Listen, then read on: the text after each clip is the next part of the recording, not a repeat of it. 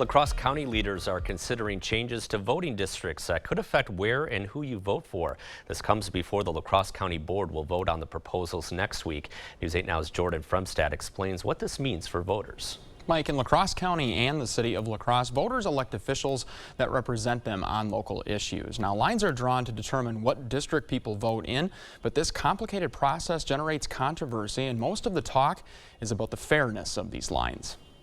The census data is in, which means new proposals on voting districts at the state and local level. La Crosse County leaders will vote on 4 proposals for new maps that will affect where people vote.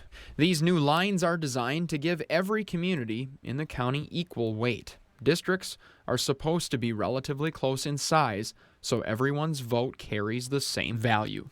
What that doesn't take into consideration is growth. In other words, 5 or 6 years down the road, one district may have increased by thousands and some other districts may have decreased somewhat.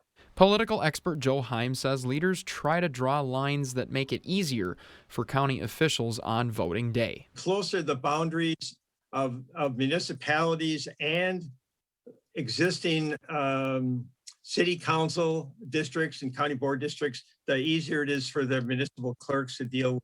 However, political controversy often brews based on how these lines are drawn. Heim says you only need a little history lesson to judge whether a district is gerrymandered. The gerrymander cartoon first appeared in the Boston Gazette on March 26, 1812. Governor Elbridge Gerry feared the Federalist Party would gain power in the 1812 election.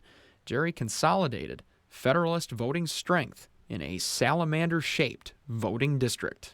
And that's actually where the word actually came from, the word gerrymandering. In other words, a district that increases the odds at the blackjack table. Republican leaders in the county argue the La Crosse County Redistricting Committee has too many people with connections to one party. It's pretty well dominated by people who have backgrounds that are more Democratic than independent or Republican. However, Heim says these 4 proposals, for the most part, stay away from salamander-looking shapes. He says this process is supposed to set politics aside. The theory is you want people to vote for the person, not for the party.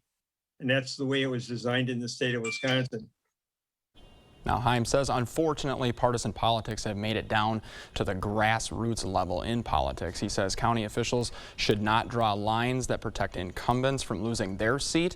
Now, the map the committee chose just a short time ago to send to the county board proposes increasing the county's districts from 29 to 30. All right, thanks a lot, Jordan. The map the redistricting committee selects tonight will get a public hearing on September 13th, and then the La Crosse County Board will vote on it at its planning meeting. It would still need one final vote by the board at its meeting on September 16th.